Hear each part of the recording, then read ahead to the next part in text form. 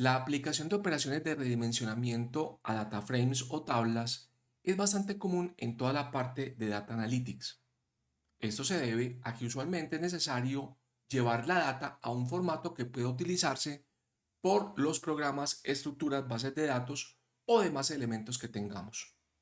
Esto con el fin de que se facilite la extracción de los insights. Aquí deseo recalcar que Data Analytics se basa en dos elementos fundamentales de trabajo, el código y la data.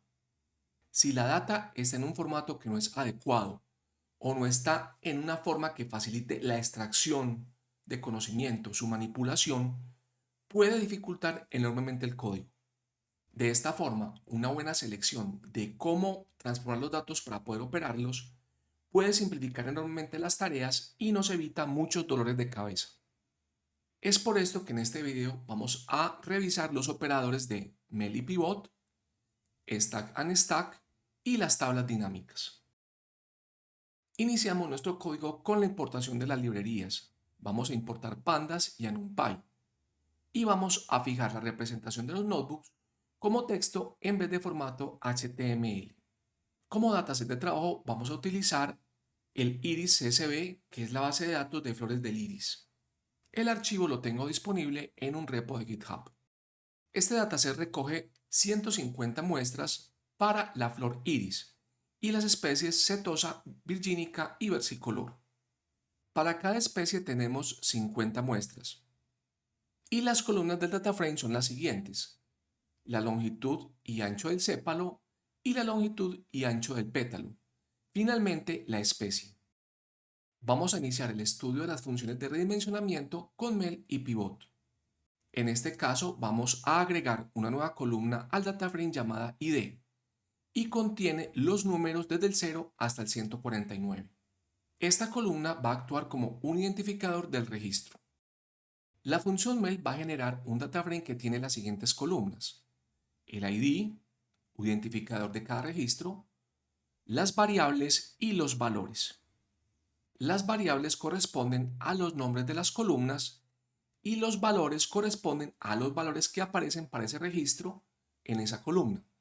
Noten que acá estamos indicando el número del registro y aquí indicamos el número de la columna, es decir, una celda del dataframe original. 5.1 es el valor que aparece para ese registro en esa columna.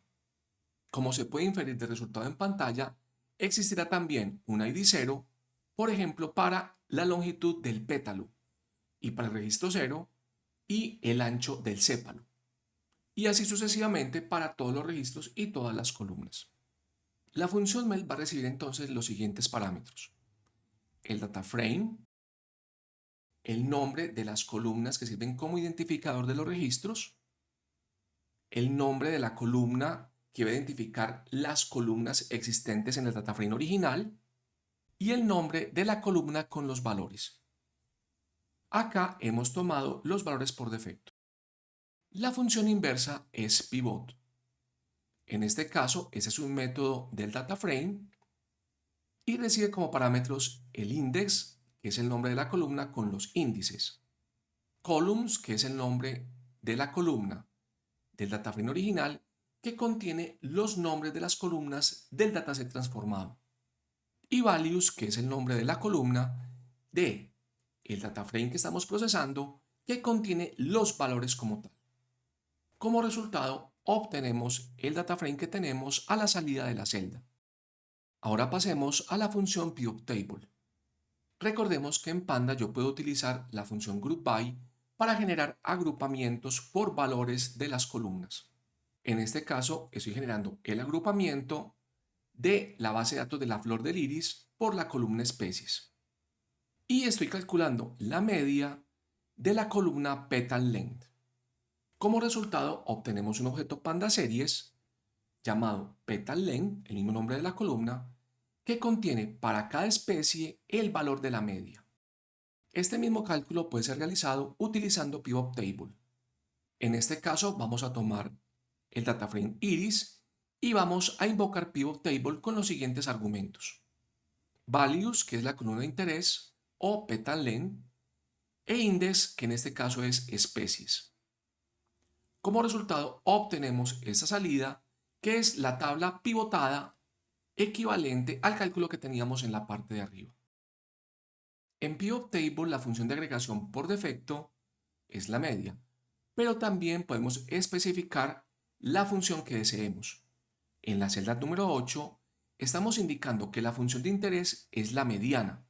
Para ello, pasamos la función mediana de NumPy a Pivot Table. El nombre del argumento es aggfunc o función de agregación.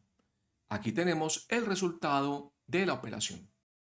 También es posible pasar más de una función.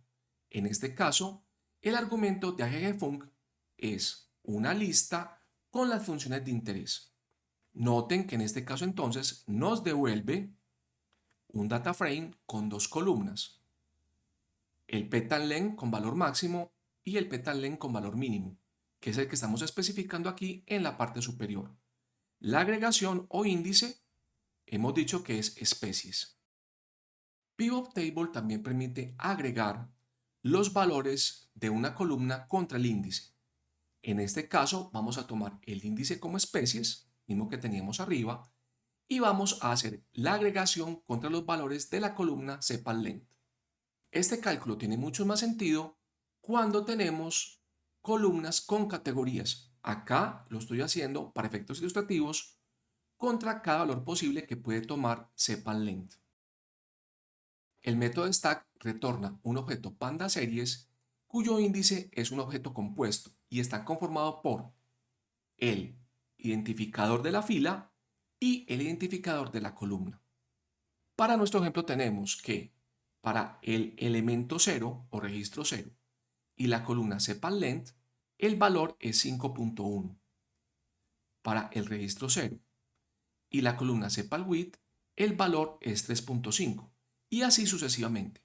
Noten que al final tenemos el ID, que fue la columna que agregamos inicialmente, con 0.